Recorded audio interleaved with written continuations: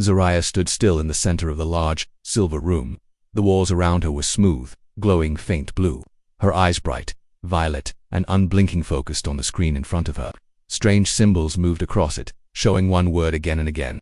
Human. Zoraya belonged to the race called Valeria, powerful alien species known for logic, order, and intelligence. The Valeria had no emotions, no art, no laughter. They believed such things were dangerous, useless, and weak. They reproduced in labs. Relationships didn't exist. Physical closeness was only for creating new life, nothing more. But now, the High Council of Valerie had given her a secret mission: study the humans, learn their strange ideas of pleasure and bonding. The voice of the council leader had said, "We need to know if this emotion-based system is a threat or a hidden power." Zoraya was the best scientist in her sector. Calm, sharp, and loyal. She never asked questions. But now, something felt different. Something about humans made her feel uneasy. 2 days later, Zoraya's sleek black ship landed at a massive space station on the edge of the neutral zone. This station was filled with hundreds of species, including humans. She wore a simple dark cloak, her face calm and unreadable. Nobody could tell she wasn't human. Her skin was pale, almost glowing. Her long silver hair was tied tightly behind her head. She walked into a place called the Nebula Lounge, a human bar filled with music, light, and laughter. The sound hurt her ears at first. Her eyes moved around the room, observing people, dancing, touching, smiling. A man whispered something in a woman's ear, and she laughed so hard she almost spilled her drink. Why are they smiling so much? Zoraya thought. What does it achieve? She sat at the corner, ordered a drink she didn't need, and turned on a hidden recorder inside her wrist. A group of young humans nearby were playing a game. One kissed another on the cheek and everyone clapped. Zoraya didn't understand it. In her world, physical contact without purpose was wasteful. But here it seemed powerful, fascinating. She whispered to herself. Their behavior is chaotic, yet strangely connected. Suddenly she felt something. Someone was watching her. She turned her head slightly. A man stood at the other side of the bar, leaning casually against the counter. He looked calm, different from the others. His eyes were locked onto her, not with hunger or confusion, but with curiosity. He started walking toward her. Zoraya's heart, something she never paid attention to, beat faster. Why is my body reacting?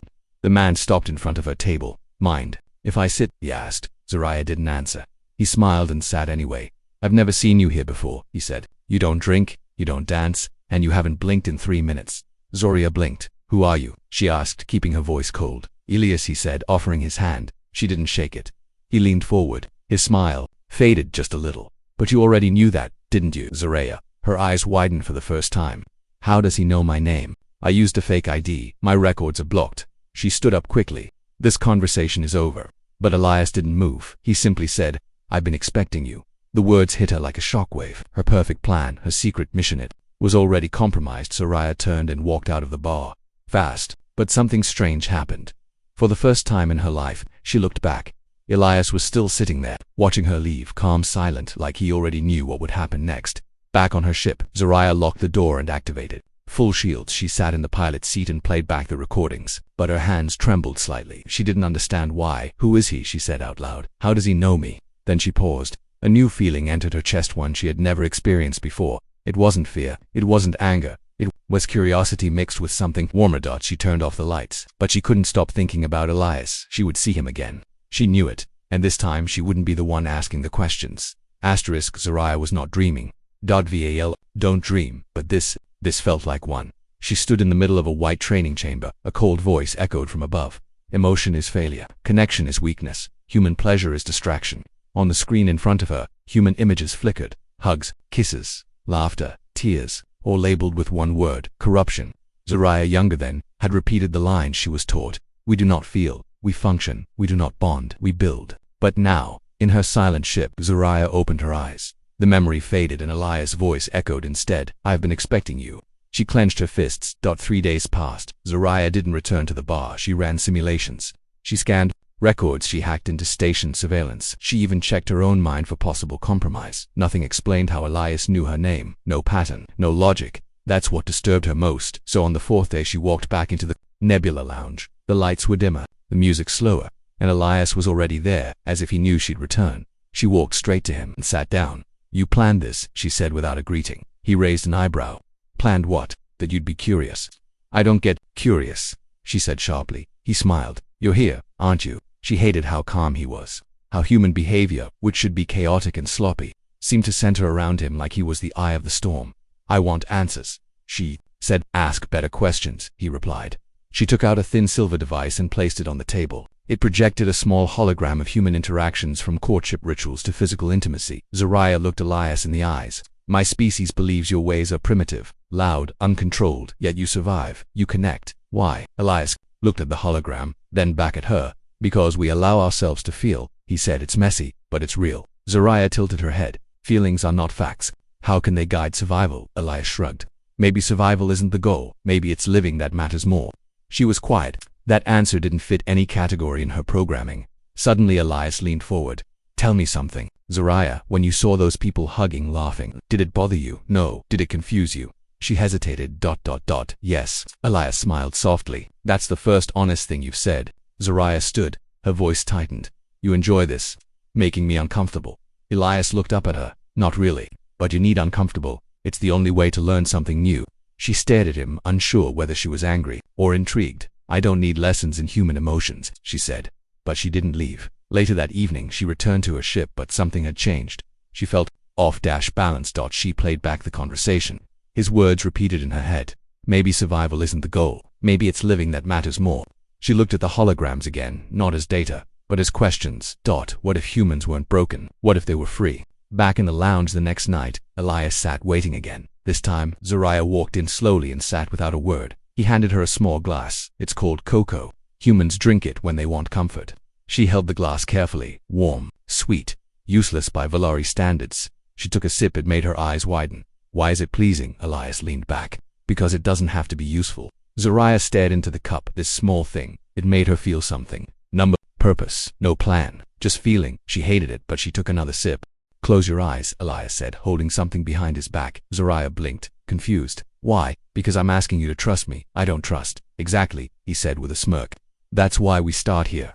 Zoraya hesitated. She was trained never to close her eyes in an unknown environment, but her mission required understanding, and Elias was the key. Slowly she obeyed, eyes closed, senses alert. She heard a small rustle. Then a faint scent reached her nose sweet. Sharp, strange, open. She opened her eyes. Elias stood holding a tiny blue flower between his fingers. "What is this?" she asked. "It's a Terran bloom," he said. "Rare. It doesn't do anything useful. It just looks pretty." He offered it to her. Zoraya stared. "You're wasting time. We are not here for decoration."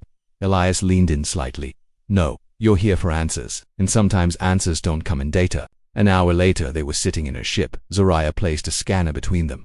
"This is a structured test," she said. "I will observe your emotional response to physical closeness. No variables, no games." Elias raised an eyebrow. "You want to study pleasure like a math problem?"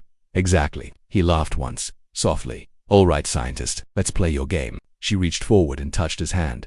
The scanner lit up. Heart rate increased, skin warmer, pupils dilated. Elias looked down at their hands. "You really think you can measure this?" "I just did. But can you feel it?" Zoraya didn't answer. She moved closer.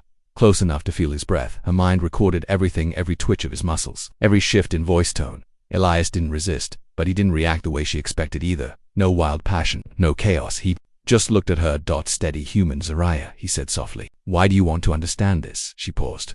For a moment, her programmed answers didn't come. "I need to know why it changes people." He nodded. "It's not the body, it's the willingness. That's what makes it powerful." She frowned. "Willingness for what?" "For vulnerability." Suddenly, Elias stood up. "All right, my turn." Zoraya looked confused. "You don't control the test. I do now," he said. "New condition. We go outside." "Outside is inefficient." "Exactly," he grinned. "That's why it works." He took her to the top of the station's viewing dome. Stars stretched in every direction. Endless, silent. Zoraya had seen stars 1,000 times, calculated their distances, measured their temperatures, but standing here, with him beside her, it felt different. "Beautiful, right?" he said. She nodded slowly, "But still useless," she added quickly. "Not everything needs a function," he said. "Some things exist just to be shared." Zoraya turned to him. Her voice was lower. "Now your species is irrational."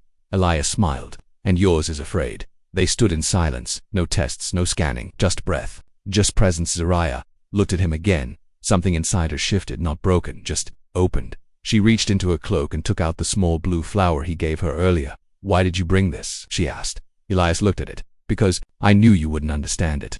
And that's where real curiosity starts. Later, in her personal log, Zoraya recorded her findings. Physical contact increased human warmth by 1.2 degrees. My contact caused hormonal shifts. Shared silence produced emotional disturbance. Within myself, She stopped writing, then added one last line. Unknown variable. I did not want the experiment to end. Asterisk subject Soraya 7 is showing deviation. Her logs show hesitation, unmeasured responses, emotional confusion. She is infected. Inside a dark chamber, far across the galaxy, the Valerie High Council gathered in silence.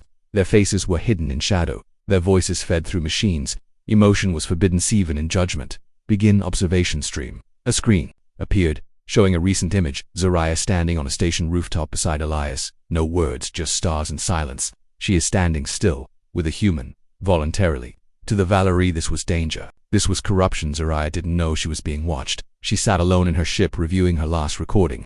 Elias had left hours ago, and yet her mind was still full of his voice. Some things exist just to be shared. Soraya had started feeling things she couldn't name, things that didn't fit into reports or mission charts. She ran her fingers slowly over the blue flower he'd given her. It had wilted slightly. Why do I care? She whispered before she could answer herself. Her ship lights flickered red dot and incoming message. Classified. High Council. Eyes only dot. She stood at attention as the Council's cold voice filled her ship. Agent Soraya 7, your mission is off course. You are showing signs of emotional drift. This is dangerous to the Valerie system. Soraya responded calmly. I am gathering data. Human behavior requires immersion. You were trained to observe, not to feel. Soraya hesitated then. Perhaps the training is incomplete. That silence on the line was worse than shouting. Return immediately. Your mind must be cleansed. Soraya froze. Cleansed. Emotional corruption must be erased. This is your final order. The message cut off. She stood alone in the silence of her ship, but her chest felt heavy. Not fear, not duty, something else later. She went to find Elias. He was sitting in the garden dome of the station, surrounded by vines and stars. I was wondering if you'd show, he said. Soraya sat beside him, quieter than usual. They want me to return, she said. They say I am corrupted. Elias looked at her carefully. Do you believe that? Soraya didn't answer right away. I was never supposed to feel, she whispered, but now I do, and I don't know what to do with it. Elias looked up at the stars. Feeling isn't the problem, Soraya. It's what you choose to do with it that matters. He reached out, slowly, and touched her hand. For the first time, she didn't flinch. You don't have to be them, Elias said. You can be you. Soraya's voice cracked slightly. I don't know who that is. That's the best part, he said. You get to find out. But as they stood, ready to leave the dome, something flashed red across. The glass. 3 Valerie hunter drones hovered outside. Soraya's eyes widened. They're here. Elias stepped in front of her. What happens if they catch you? They erase everything I've learned. They'll take me home. And I won't be me anymore. He took her hand tighter. Then we run. Soraya looked at him. You would risk your life for me, he smiled. You showed me the stars again. That's worth everything.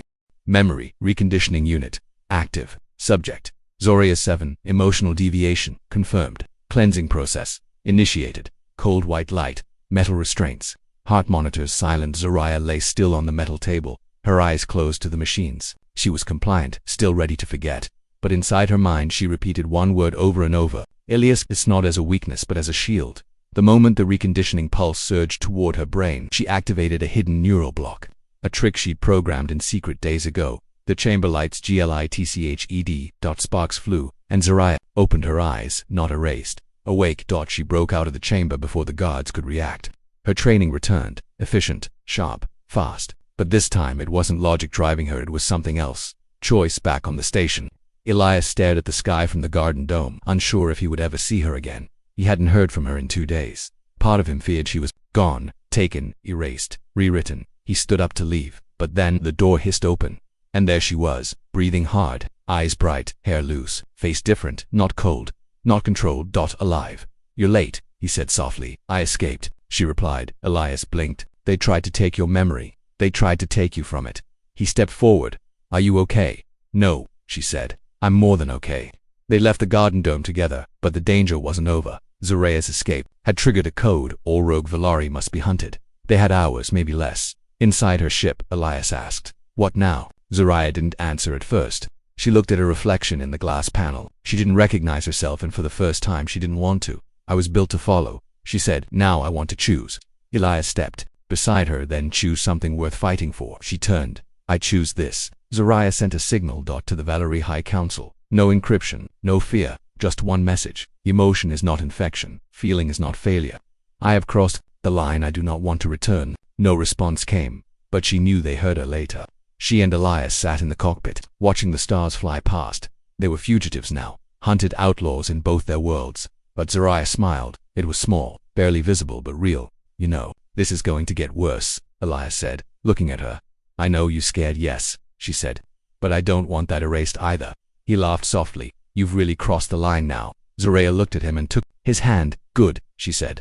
Let's keep going. Zaraya stood in the middle of a dream. Only Valari don't dream, but there she was, barefoot in a human field, surrounded by wildflowers and wind. A blue flower rested in her palm. She was smiling and someone was laughing. Elias's voice echoed, softly, far away. You didn't know you could smile like that, did you? She turned to him, but he vanished. The sky above her cracked open like glass dot, and the High Council's voice cut through the illusion. This memory is unauthorized. Emotion detected. Immediate purge required. Zaraya jolted awake. Her ship was in orbit above a neutral planet, a safe zone. For now, Elias was at the controls, scanning for Valari signals. You were murmuring in your sleep, he said. I don't sleep, she replied. He looked back. You do now. Zaraya placed her hands on the console. They'll come soon. They won't allow me to exist like this. Elias nodded. Then we need help. I'm contacting the humans. They traveled to a hidden human diplomatic base, a dusty moon station run by ex-military minds and stubborn hearts. Walked in with her hood up, but even their eyes followed her. Humans didn't trust Valari, not after the silence treaties. Inside a private chamber, Elias met with an old friend, Captain Rhea, now a peacekeeper. She's not like the others, Elias said. She crossed the line to be with us. She needs protection. Rhea folded her arms. Protection costs. I'll pay it, Elias replied. But Zaraya stepped forward. No, I'll speak. She stood before them all, humans who had seen war. I used to believe your kind were flawed, she said. Now I understand. You are free. They watched her closely. Then Rhea asked, what would you give for that freedom? Zaraya answered, without pause, everything. Back on the ship, Elias worked to reroute communications. Suddenly the system flared red. Valari interceptor ships incoming, multiple armed. No negotiation protocol active. Zaraya's voice dropped. They're not coming to bring me home. They're coming to erase you, Elias said. She nodded, and then made a decision. Zaraya opened the control panel and removed her own neural core, the biological implant Valari used to track and control their agents. If she destroyed it, she would cut herself off from them forever. But also, she might lose access to her own enhanced cognition. Elias grabbed her hand. Wait, if you do this, you might never think the same again. Maybe that's the point, she said, and crushed the core under her boot. The ship's lights dimmed it. Body trembled, but her mind felt. Hers for the first time, completely hers. The Valari ships arrived moments later. Too many to fight. Zaraya stood at the window, looking out at her past. Elias walked to her side. This is it. He asked. No, she whispered. This is the consequence. Then something unexpected happened. A signal lit up on the monitor. A human fleet was arriving. Rhea had called for backup. Humans, emotional, chaotic, loud, had shown up for one alien who dared to field out the Valari ships did not fire. Not with that many witnesses, they pulled back, for now. But the message was clear. Zaraya was now a fugitive, an exile, a threat to everything they had built later. Elias brought her cocoa again. She sipped it quietly. I destroyed part of who I was, she said. You built something better, he replied. Zaraya looked at him. What happens now? Elias leaned back. Now we live. Field report, Zaraya 7, former agent of the Valari Council. Subject, human intimacy, phase complete. She paused, her fingers hovered over the control panel. Her voice was steady, but something behind her eyes had changed. Note to future listeners, this is not a scientific report. It is something else. This is a record of transformation, a record of choosing to be more than I was programmed to be. Zaraya stood aboard a human scout ship now, not as a prisoner, not as a spy, but as someone entirely new. The ship drifted quietly through a golden nebula, streaks of color painting the glass windows. Somewhere behind her, Elias was humming softly off tune as always. Zaraya smiled. That used to irritate her now. It grounded her. She resumed recording. The Valari taught us that connection is a virus, that intimacy makes us unstable. But I have seen the truth. It makes us real. To touch without needing, to speak without command, to feel and not shut it off. Humans do this naturally, clumsily, beautifully. Elias walked in, holding 2 cups of cocoa. Zaraya took one, still bitter. She said, you always say that. He smiled and still, I drink it. He grinned. You're becoming predictable. She raised an eyebrow. Impossible. A signal came through. There comes a private message. Routed through 12 encrypted relays, Zaraya opened it cautiously. A single line. You are not forgotten. Others are watching. You are not alone. A7, her breath caught. Another Valari, one of her own, had seen her, had chosen not to report her change had begun. Later, standing beneath the stars, Zaraya sent one final transmission, not hidden, not encrypted, a public message, broadcast across neutral channels. I was created without feeling. I was trained to erase it in others. But in one human, I saw something no data file could explain. He did not teach me pleasure. He taught me presence. He did not teach me chaos. He taught me choice. And so I choose not to return. I choose not to fear. I choose to remember everything. If you are listening, you can choose to. Somewhere far away, a young Valari agent heard the message and paused. Somewhere closer, a human diplomat whispered, HFY, humanity for the win. And aboard a quiet scout ship, floating between stars, Uriah stood beside Elias. No longer observing life but living it.